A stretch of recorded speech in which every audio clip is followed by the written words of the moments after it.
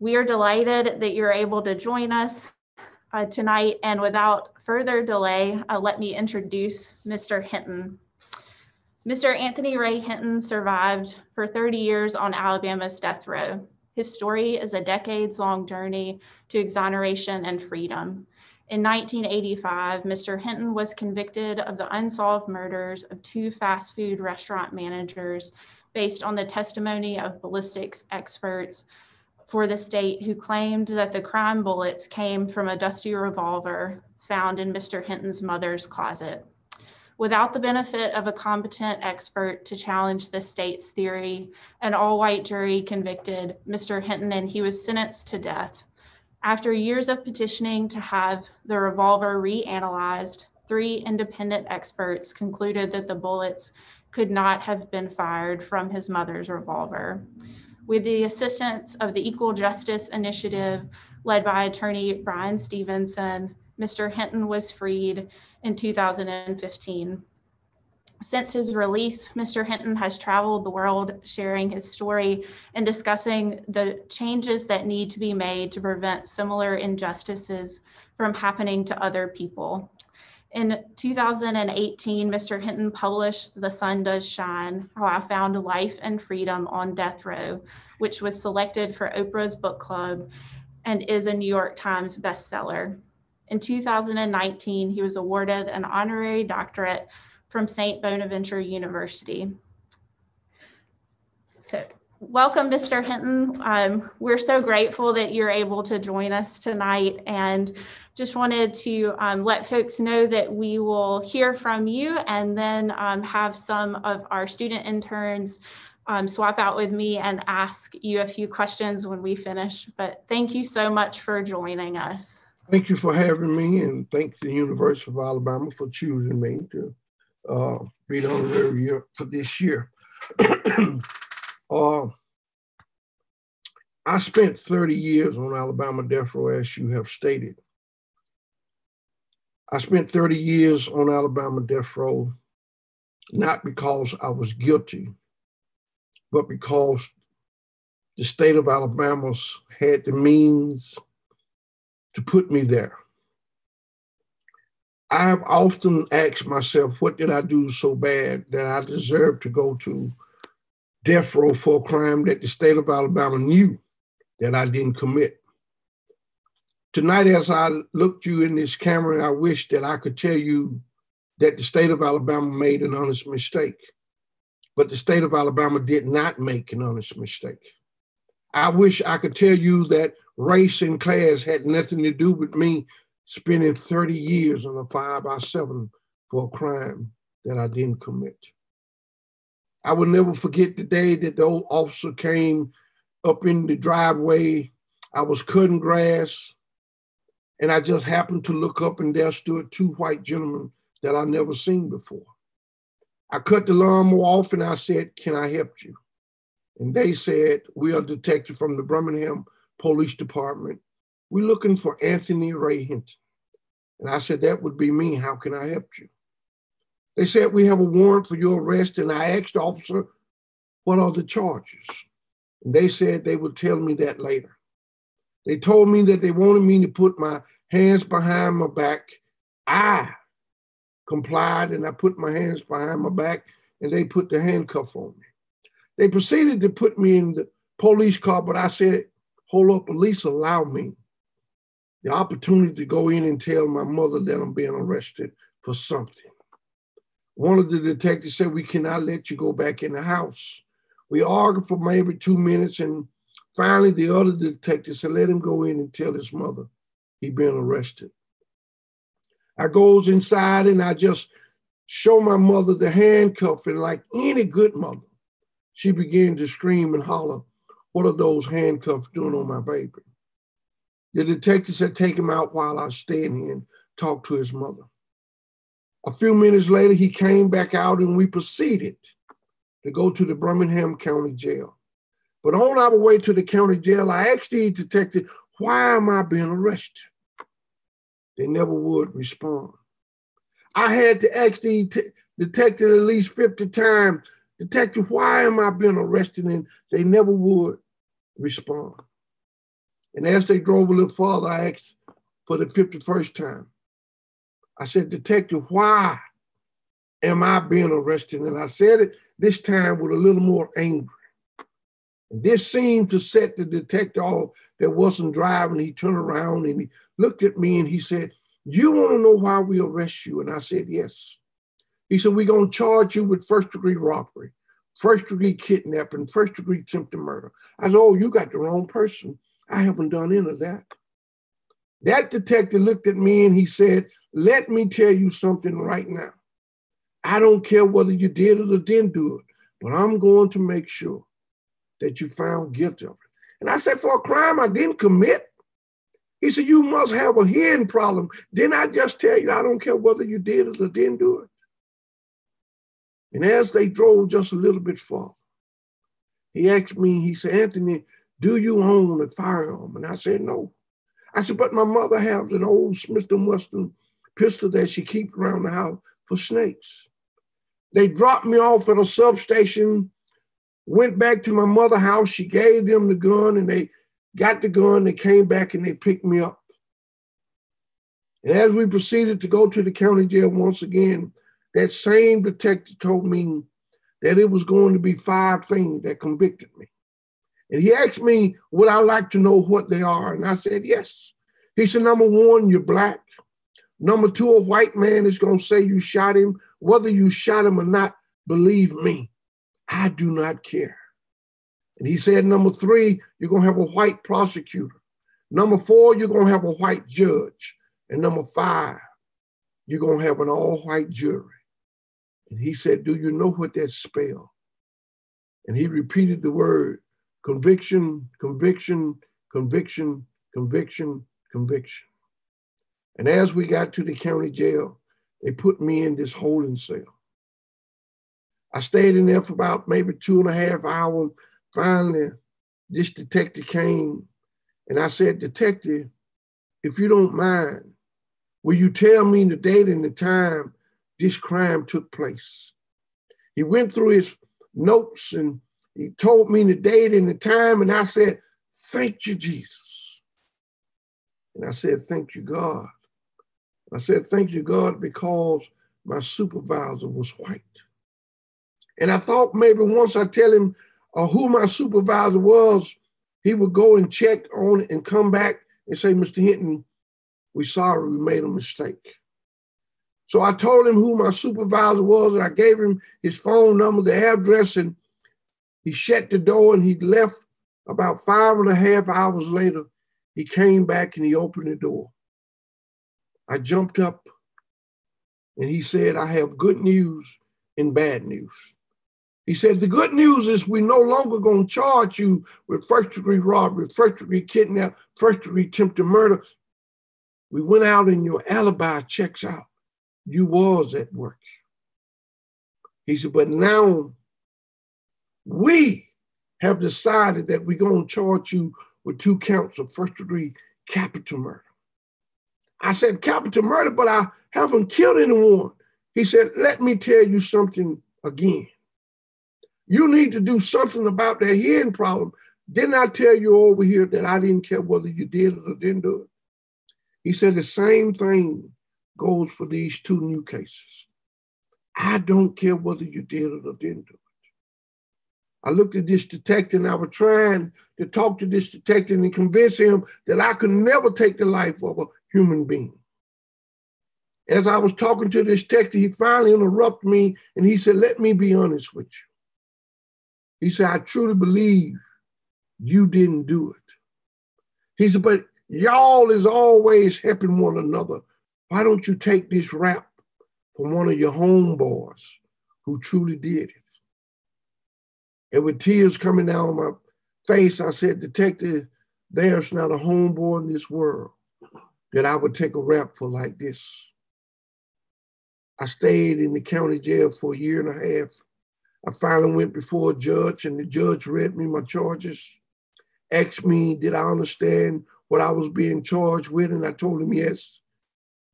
He asked me, could I afford an attorney? And I told him no. He looked back in his courtroom and he called this lawyer up front. He tells this lawyer that he wants him to represent me on 2 counts of first-degree capital murder. Without even asking me my name, the first thing that lawyer said was, I did not go to law school to do pro bono work. Once I heard that, I looked at this lawyer and I said, sir, would it make a difference to you if I told you I was innocent? That lawyer looked at me for the first time and he said, the problem with that statement is that all of y'all is always doing something and then saying you didn't do it. This is the lawyer that I had to believe was going to represent me to the best of his ability. This is a lawyer that I thought cared about justice. But that lawyer did just enough to get me convicted. The judge that day stood up and said, Anthony Ray Hinton, you have been found guilty by a jury of your peers. And it is the order of this court that I sentence you to death. And that judge had the audacity to say, may God have mercy on your soul. The prosecution perhaps said a little louder than he intended to say it, but he was quoted as saying, we didn't get the right nigger today, but at least we got a nigger off the street. And that cost me 30 years of my life. And on December the 17th, 1986, I was sentenced and finally sent to Holman Correction Facility where they housed death row inmate. And upon arriving there at Holman Correction Facility, the state of Alabama was in the process of executing 4 men. They had already executed 2. That night that I got there would be the 3rd execution. I had to sit through this execution. Never in my life have I ever smelt the flesh of a human being. But that night when they put that man in the electric chair, you could smell his flesh burning. The next morning, an officer passed by my cell and I said, officer, is there anything you can give me to get this smell out of my nostril? And that officer looked at me and he said, no. He said, but is there a consolation? You would get used to it. And he went to take a step forward, but then he took a step back and he looked at me and he said, by the way, one day, somebody will smell your flesh burning. And I sit on that bunk bed that was too small for me. And I got to wondering, how can another human being say to another human being that one day somebody will smell your flesh burning? I thought that was cruel of that officer. And I thought for a moment how cruel we are to one another. The next Thursday night, they executed the 4th man. And after they executed that man, I sit there in that 5x7, trying to think and wonder, how is it that I was on death row for a crime that I didn't commit? I was angry, but I was no more angry with anybody than I was with God. You see, at the age of 4, my mother made me go to church. All of my life, she brought me up in the church, told me that God can do everything but fail. She told me that God sit high, but he looks low. She told me that whatever I want, all I had to do was ask God for it. And I kept wondering, where was God when I was being lied on? Where was God when I was being prosecuted for a crime that he knew and I know that I didn't commit? I felt that God had failed me. And the only book that they would allow us to have was a Bible. And I took that Bible and I threw it up on the bed. And I said, God didn't live inside of me anymore. And going into the 4th year, I woke up to the sound of a grown man crying. A man that I had lived by for 3 years and never asked him his name or where he was from. You see, I wasn't there to get to know anyone. But my mama had taught me compassion. My mother told me no matter what one does in life, he or she still deserve compassion. They deserve for someone to reach out. And when I heard this grown man crying, I got out of that bed, walked up to the barge, and I said, "Sir, is there anything I can do for you?" It took this man a while to reply, but he finally said, "No, I just got word that my mother passed." I told this man that I was sorry to hear that.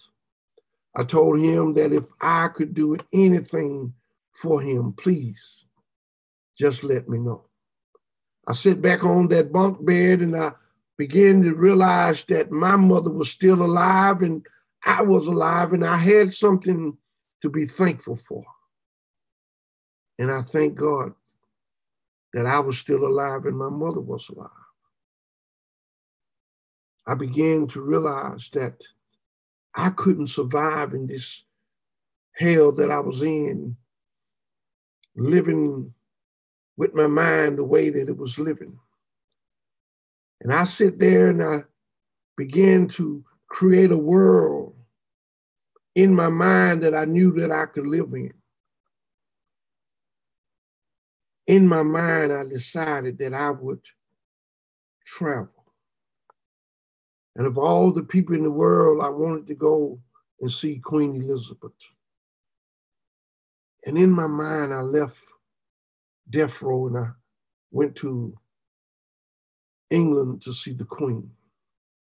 And once I got to Buckingham Palace, I told the guard that I was there to see the Queen. They told the Queen that I was there and she invited me in. Once I got in, I introduced myself. We sit down and we talked about Prince Charles, Prince William, Prince Harris, and the tragedy of Prince Di. About 35 to 40 minutes into a conversation, the Queen stood up, looked at me, and she said, "Mr. Hinton, would you like some tea?" And I told the Queen I would love some tea. And she asked me, "What would you like in your tea?" And I told her some lemon. She had the bullet to go out and get this lemon. I squeezed it in my tea. I drank this tea. We talked some more. And finally, about 30 minutes later, I stood up and told the Queen, I must be leaving. Now that I realized that I can travel in my mind anywhere I wanted to go, I did something that at the age of 12, I said that I would never go or do. And that was get married. But I decided now that I would get married. And I didn't just marry anybody. I married the beautiful and talented actress, Halle Berry. Halle Berry and I stayed married in my mind for 15 long, beautiful years. And if there's a perfect thing called a wife, Halle Berry was the perfect wife. All she ever did was say, "Yes, dear. Okay, dear. Whatever you want to do, it's okay with me, dear." And going into the 16th year, the warden decided that he would show us a movie. And the movie was called Speed. And for the first time, I laid eyes on the beautiful Sandra Bullock. I looked at this lady driving this bus around and around. And as I was looking at this lady driving this bus around, to be honest with you, I was building my nerves up to tell Halle some sad news. And finally, when I built my mind up, I told Halle that I was divorcing her and I was going to marry Sandra Bullock. And true to her word, she just said, "Okay, dear." And by that time, a guard was calling me And when I turned around, I said, yeah. He said, I've been calling you for 15 minutes. I said, I'm sorry, I was gone. What is it? He said, you have a legal visit. I said, but I don't have an attorney. He said, Anthony, if somebody is out there pretending to be an attorney, why don't you get dressed and go see who it is? I got dressed and I went out there, and there's this lawyer was from Boston. I asked this lawyer who knew me in Boston that they would send him to Alabama to represent me. He told me that a man by the name of Brian Stevenson had asked him to come and represent me during my post-conviction. And I asked him who was Brian Stevenson. He told me who Brian Stevenson was and what kind of work they do right there in Montgomery, Alabama. For 3 long years, this lawyer from Boston worked on my case. And in the 4th year, this lawyer informed me that he could get me a life without parole. I told this lawyer that life without parole was for guilty people, not innocent people. I said I would prefer to die than to stand up and tell a lie that I did something when I didn't do it. I looked at this lawyer and I said, when I was 12 years old, my mother called me into her living room and she said, if you man enough to bend down and pick up a rock, and if you man enough to throw that rock, then you should be man enough to say you throw that rock. I said, this is one rock I did not throw. I said, if the state of Alabama is hell bent on executing me for a crime that they know that I didn't commit, so be it. There's nothing I can do about that. I said, but I could never stand up and say I did something when I didn't do it. I said, at some point in some time, we all must die, and I'm not ready to die, and I don't want to die for a crime that I didn't commit. I said, but that is out of my hands, so be it. I looked at that lawyer and I said, I need a lawyer that believes in me. I need a lawyer that is willing to go to jail for me if necessary. I said, the fact that you're trying to get me a life without parole tells me that you don't believe in me. I said, and therefore, I have no choice but to fight you. The lawyer looked at me and he said, are you serious? And I said, yes. I said, but I want to thank you for what you did, and I want to thank you for what you was trying to do. I said, but I just need a lawyer that believes in me. And as he was going out the front door and they was taking me back toward the cell, something in my mind said, you got to be the dumbest person in the world. You just fired the only lawyer that you had. And as that thought came to my mind, another thought said, you did the right thing. Always stand up for what you believe in. And as I got toward the cell, an officer was watching TV, and I stopped and I asked him what was he watching. He told me he was watching this attorney out of Montgomery, Alabama, a man by the name of Brian Stevenson. And I asked him, could I stand there and watch? And he said, yes. Brian Stevenson was talking about the death penalty, why we don't need a death penalty in this country. And as I listened to this man talk about the justice system and the death penalty, I knew then that this is the man that I needed to represent me. I goes into the cell and I write Mr. Stevenson a letter, and I tell Mr. Stevenson, I thank you for the lawyer that you sent from Boston. It just didn't work out. I said, but Mr. Stevenson, I know you get a lot of letters from inmates saying that they are innocent, but I am truly innocent. I said, I would love for you to become my lawyer. But before you say yes or no, all I ask is that you read my transcript.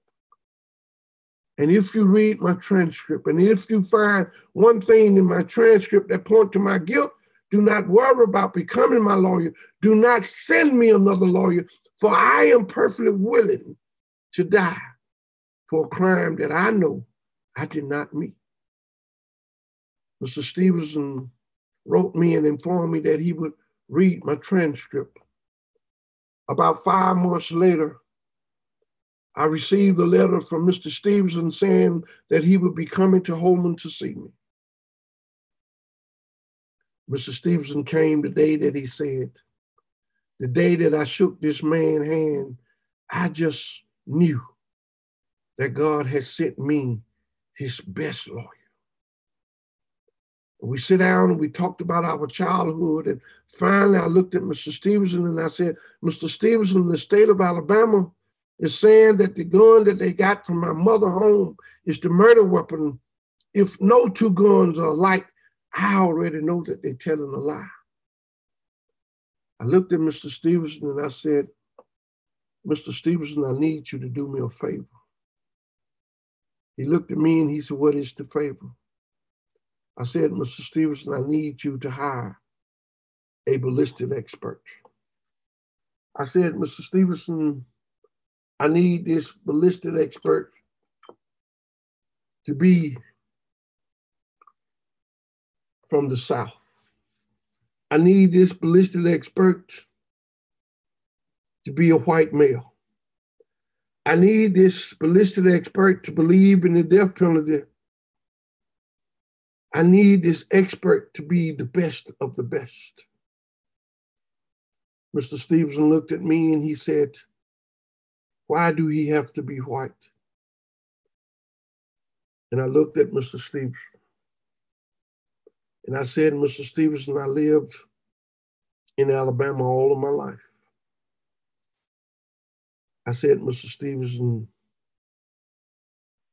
they only recognize one of their own.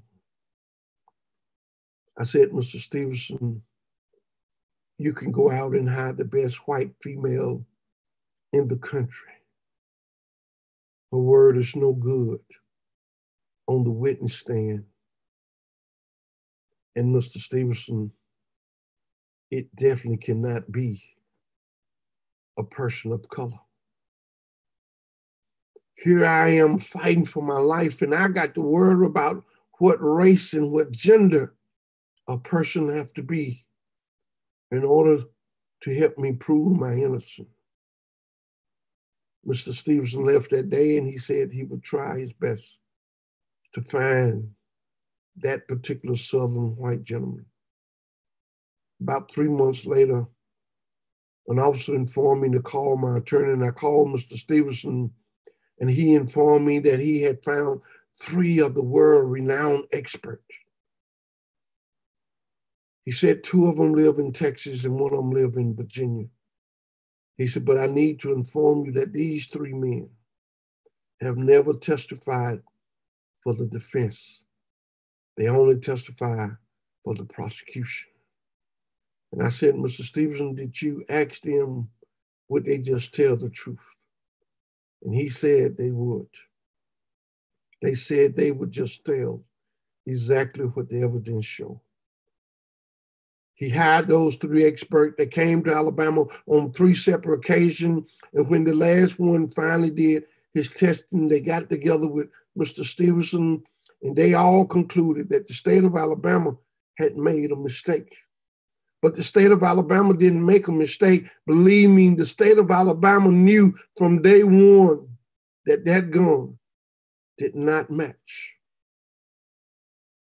We goes before 3 attorney generals, and they all refused to take 1 hour to re-examine the gun. I ask myself, even to this day, why did those 3 attorney generals refuse to take 1 hour to examine the gun? The only answer that I can truly come up with is that it was because I was Black and my life didn't mean anything to them. Justice didn't mean anything to them. And after they refused to re-examine the gun, there is no law that can make them re-examine the gun.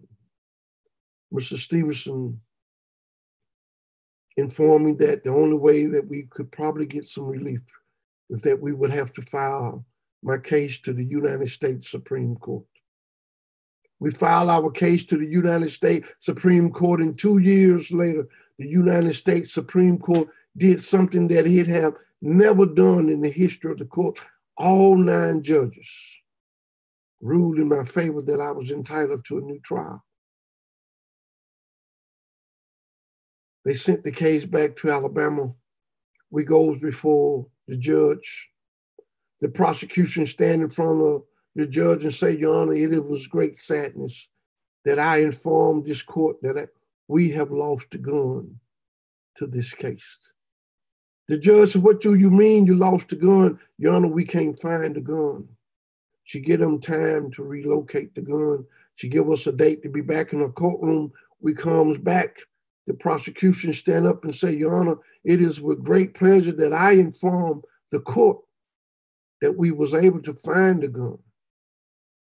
But it is with great sadness once again that I inform this court that we have lost the bullets that goes to the gun. Again, she give them time to try and find the bullets. While we were thinking they was looking for the bullets, the prosecution had called one of his own expert that testified 30 years ago to come and re-examine the bullets one last time. He came and re-examined the bullets, and he's quoted in the Birmingham News as saying that the bullets do not match the way they did 30 years ago. But the bullets match exactly the way they did 30 years ago. You see, the state of Alabama had every intention of executing me for a crime that they knew that I didn't commit. The state of Alabama did not care about justice. The state of Alabama did not care about my life. We thinking that we was going to go before the judge, but the prosecution through electronic emailed the judge and said that they was dropping all charges against me. And on the last hour, the state of Alabama dropped all charges against me. On April the 3rd, 2015, I walked out a death row, a free man, after spending 30 years in a 5x7. And here we are to this day. No one in the state of Alabama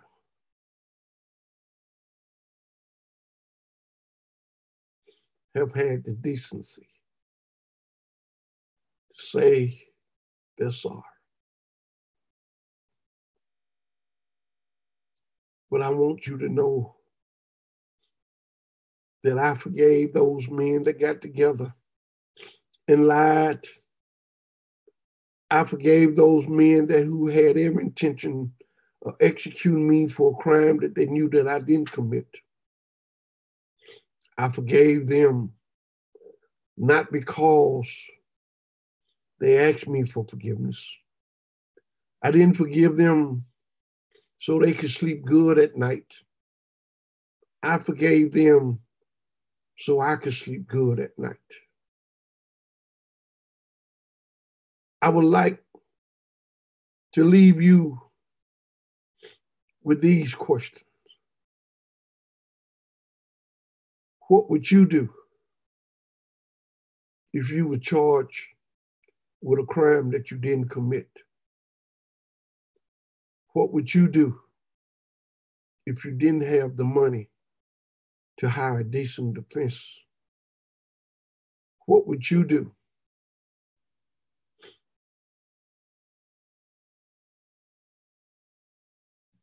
if you was found guilty of a crime and sentenced to death? What would you do if you had to spend every moment in a cell the size of your bathroom? What would you do if you took a polygraph test and passed, but they cared more about the color of your skin than the results of that polygraph? What would you do if you've been waiting all your life to die and finally one day you were set free? Ask yourself, who would you be? Every day, I have to ask myself, who am I? What have 30 years done to me physically, psychologically? Every day, I have to ask myself, if they did it once, I truly believe that they would do it again. Thank you, ladies and gentlemen, for listening to my story.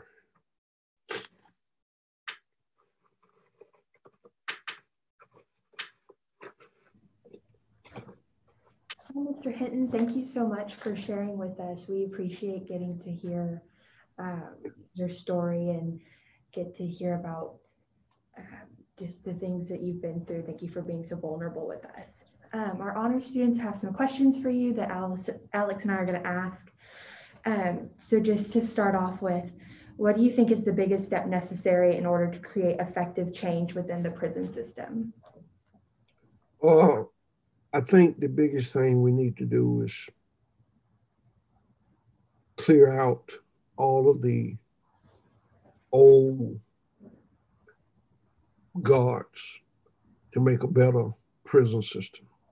And that means that we need to have a governor, attorney general, that prison commission that is really wants to make a change for the good of every man and woman that is confined to prison.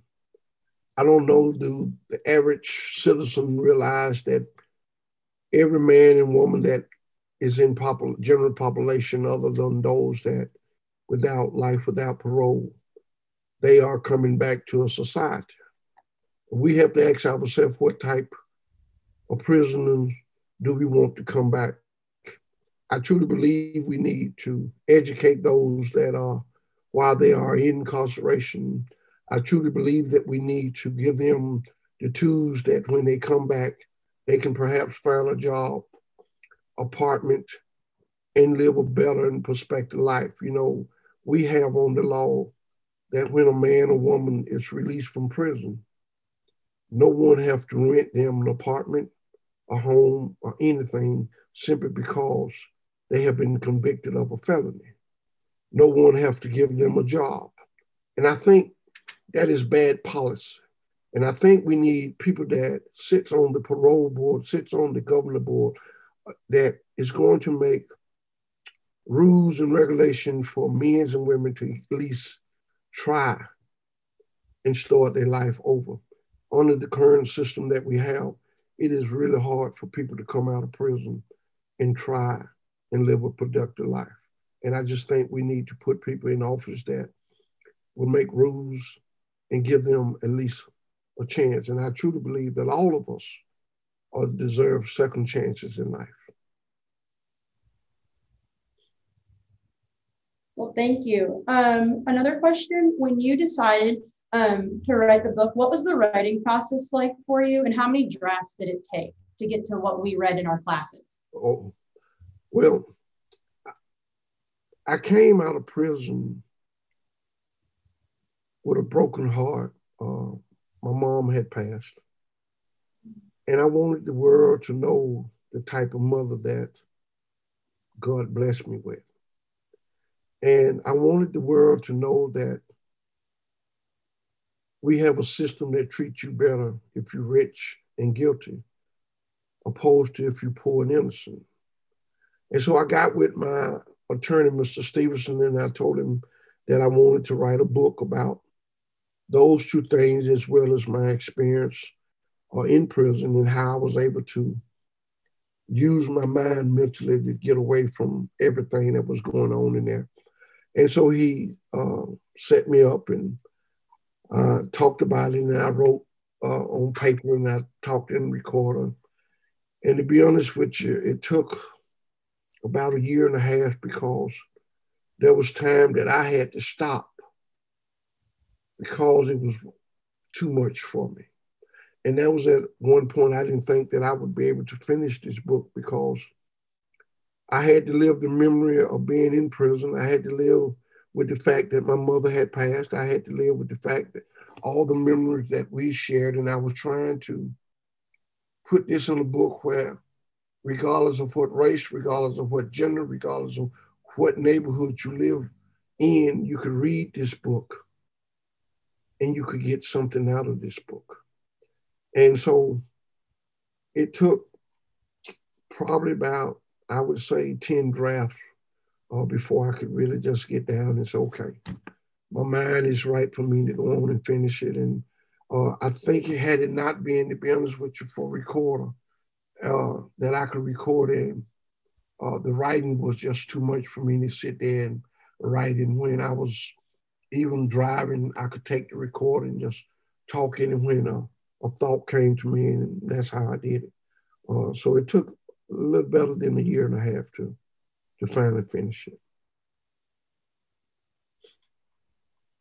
Thank you so much.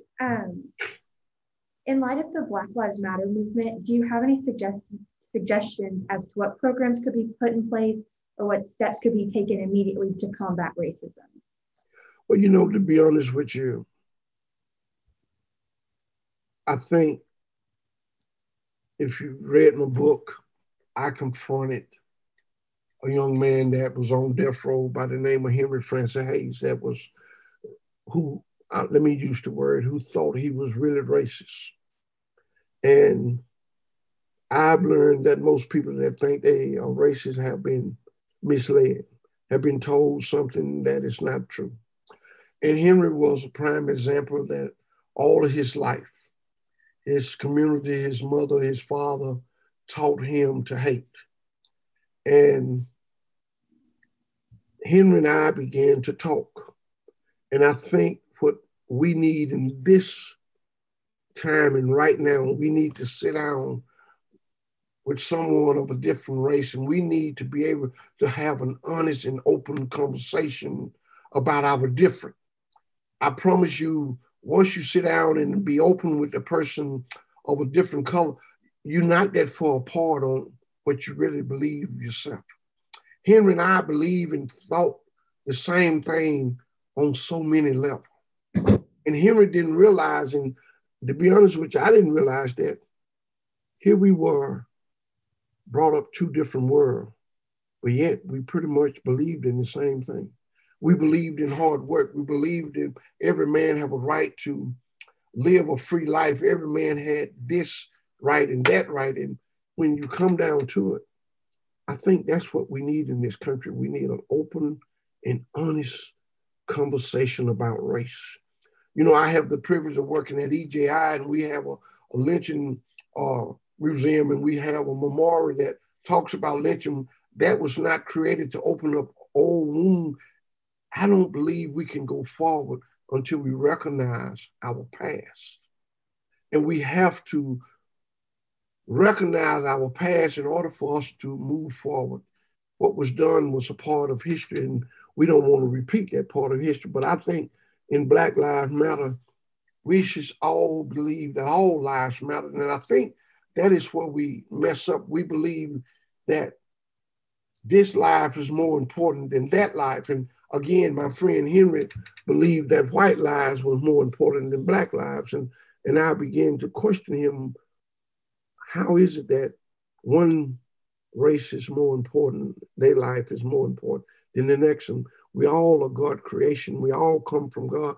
So how do you explain that? And I think I'm so proud today to say that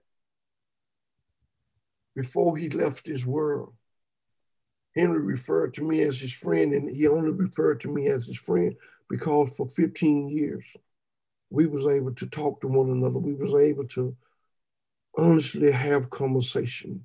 And Henry realized that he had been lied to.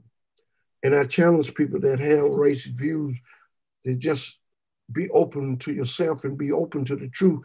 And I promise you, you will realize that, hey, I thought this was that, and I thought this way was that. It's nothing like that. And I just think that Black Lives Matter. It matters to every Black person in the world, that their lives matter. And I'm hoping that we can come together as a country and iron out our different. You don't have to love one another, but at least let's respect one another. At least let's give an account that, hey, at some point in some time, all of us is fighting over nothing. And what the main thing to ask yourself, what are we fighting about? Everything that you have, you're going to leave it here one day. Nothing is really belongs to us. Everything belongs to God. And so I just don't believe that if we was to be honest with each other, if we was to sit down, whatever different you have, whatever you've been told, why don't you be honest enough and say, well, I was told this and that. What do you have to say on it? And you'd probably be surprised that you've been lied to all your life. And so I just think the way killing is going on, it is because people value one life more than others. And I think that is a shame. I think we have so much to bring to the table if only we was allowed to sit at the table. And I think we can all have a piece of the pie, as they say. But we only can have that piece of pie if we're willing to sit down and have that honest conversation. Well, thank you. Another question our classes had was, how has becoming a speaker and sharing your story with so many people changed your life? It changed my life, especially with young people. You know, I normally get asked when I'm speaking there in person. It always some young person asks me, Mr. Hinton, do you think racism is better today than it was when you went to prison?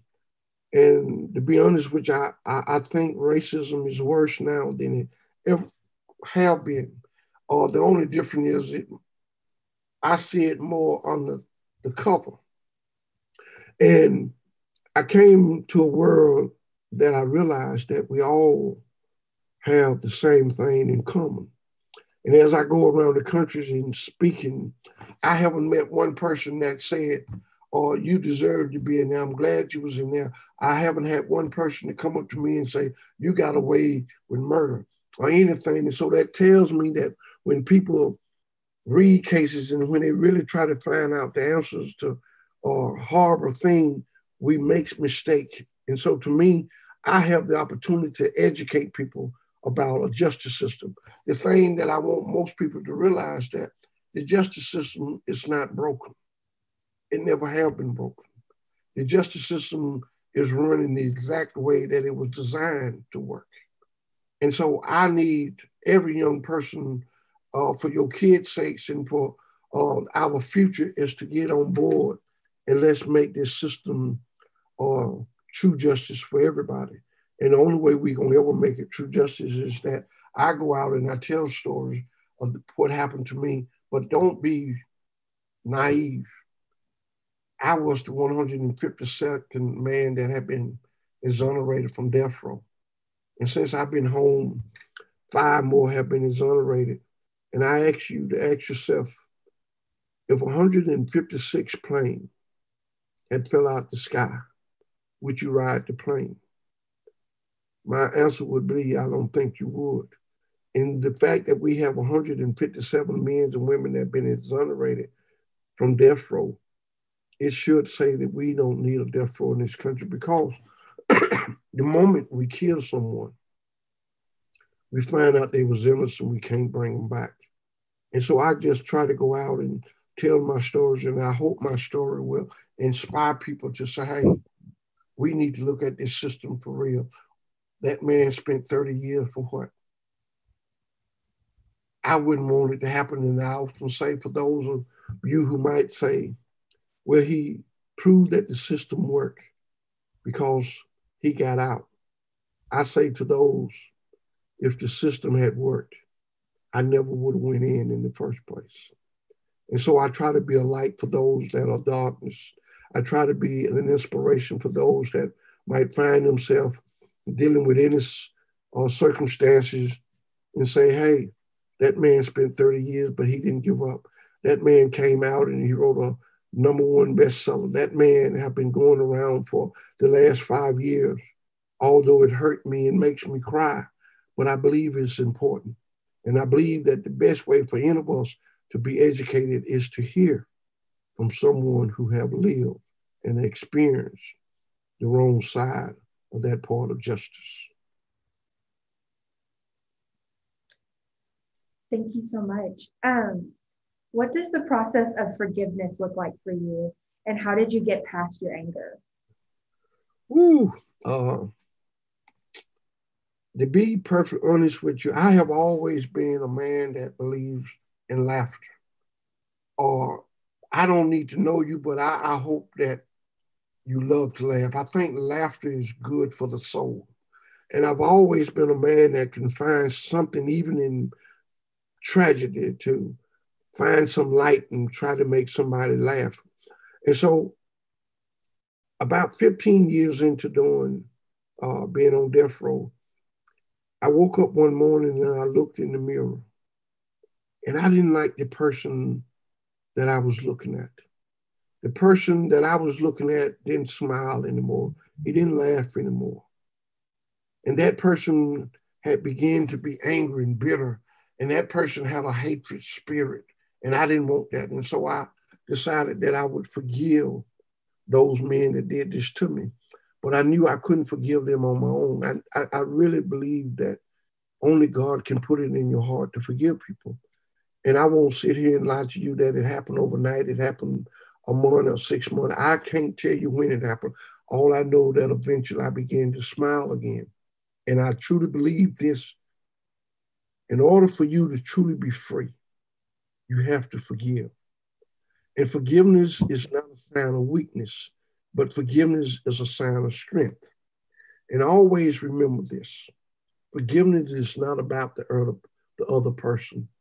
Forgiveness is about you. And so I didn't want to wake up no morning thinking about those men that had mistreated me, lied on me, and had every intention to execute me for a crime I didn't commit. I wanted to be free. And the only way I could truly be free is that I had to forgive them. Thank you for that. And then another question, when you sat down to begin writing your story, were you inspired by any other writers? Believe it or not, I have always loved books. Books is a way to escape. And it's a way that you can read a book and you can say, well, I wonder what was he thinking when he wrote this book. I wonder what made him write this book. And you find yourself disagreeing with some books. And you say, no, I wouldn't do it that way. I wouldn't have. And so James Baldwin was one of my favorite. When I started a book club on death row, that was the first book that I sent for James Baldwin, Go Tell It on the Mountain.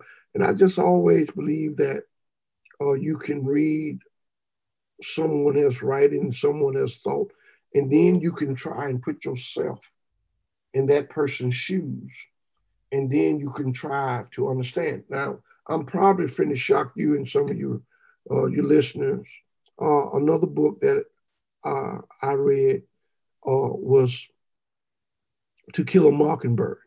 And when I read that book because I am, and I realized that I was Thomas.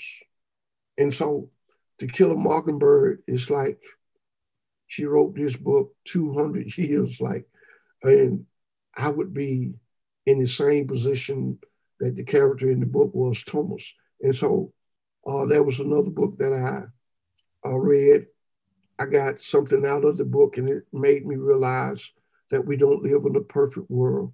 And I began to think, how did she think of this? I mean, what has she experienced that she could put this in paper? And once again, it came down to color. It came down to race. Thomas was accused of committing a crime.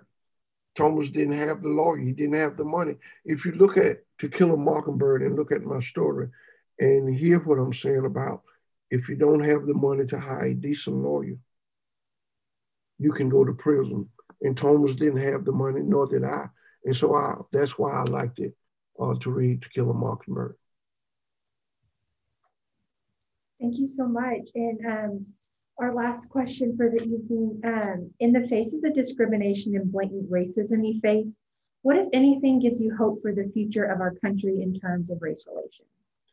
To be perfectly honest, which as I stated earlier, I have lived in Alabama all my life. I came up under some hard racism, but I want people to realize that hope is what gets you through all of it. You know, when I was a little boy, which y'all have read my book, I had to dodge, run into the woods when I was coming from school. But hope is something that no one can take from you regardless of what they try to do for you. I lived in a state right here in Alabama at one time when Black people was not allowed to vote. We was not allowed to ride the front of the bus. We was not allowed to go into restaurant. We was not allowed to go into department stores. And so there's a list of things that I could stand here and sit here and tell you we once couldn't do. Not only can we ride the front of the bus, we can drive the bus. Not only can we drive the bus, we can own the bus if we want to. We not only can go in the front of the restaurant, we now can own that restaurant. And so it was that hope that made those before me march and fight for the right to do these things that I have the privilege of doing now. And it is that hope that I latched on to and say, hey, somebody had enough hope to believe that one day I could marry whoever I want to marry right here in the state of Alabama. And so that's what hope does for you. Hope can get you through some of the darkest days, but you got to hold on. You got to believe, because once you give up in hope, you can't get nothing accomplished. And hope is a very, very strong tool to have, and just keep pressing on. Regardless of how somebody knocked you down, you get back up and you say, I have the hope that one day I will be able to do this and be able to be this. And that's what hope does for you.